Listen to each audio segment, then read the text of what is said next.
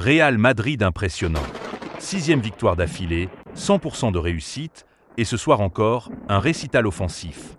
Victoire 4-1 face à Levante, avec un Vinicius Junior de gala, un Mbappé toujours décisif, et surtout un Bernabéu qui a vibré du début à la fin. Alors, est-ce qu'on n'est pas en train de voir le vrai Real Madrid de Xavi Alonso prendre forme? Le début du match, une domination à confirmer. Dès les premières minutes, on a senti un Real Madrid sûr de lui, mais pas encore totalement maître de son sujet. Levante a joué sans complexe, a trouvé quelques ouvertures et s'est même permis de tester la défense madrilène.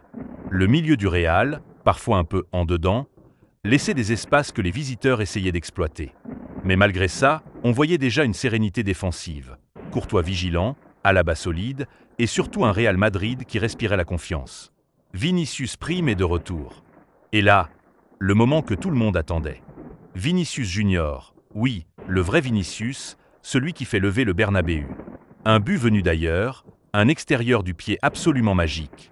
Personne ne s'y attendait, pas même les défenseurs de Levante. Tout le monde bouche bée. C'était digne d'un génie, digne des plus grands. Ce soir, on peut le dire, Vinicius est bel et bien de retour. Percutant, libre, insaisissable, il a joué partout, à gauche, à droite, dans l'axe. Et ça change tout. Mais ce n'est pas fini. Encore lui, sur une percée tranchante, délivre une passe décisive à Mastanto Amo, qui inscrit enfin son premier but sous le maillot du Real Madrid. Quel soulagement pour lui, quel symbole aussi. Un but qui porte la marque de Vinicius, encore et toujours. Résultat de la première mi-temps, Vinicius un but, une passe décisive et une influence monstrueuse. Deuxième mi-temps. Le récital continue. La seconde période a commencé avec un léger relâchement. Et comme souvent, le Real Madrid s'est fait surprendre. Levante réduit le score, un but sur contre-attaque qui redonne un peu de suspense au match. Mais il fallait une réaction. Et cette réaction, elle est venue de Kylian Mbappé. Sur une action fulgurante, il provoque un pénalty et le transforme avec une panenka pleine de sang-froid. Oui, une panenka. À 2-1, le Real reprend l'avantage psychologique. Mais Mbappé n'avait pas dit son dernier mot. Servi par une passe millimétrée d'Arda Güler, il enchaîne avec un deuxième but, tout en maîtrise. Doublé pour Mbappé, encore une fois décisif, encore une fois à la hauteur de son statut. Les hommes du match, Vinicius, Mbappé. Si Mbappé confirme son rôle de leader offensif, déjà meilleur buteur du championnat avec 6 réalisations en 6 matchs, le véritable héros du soir, c'est bien Vinicius Junior. Homme du match, capitaine après la sortie de Valverde, il a joué les 90 minutes et a rappelé à tout le monde pourquoi il est indispensable. Les supporters réclamaient son retour au premier plan. Ce soir, il a répondu présent avec autorité.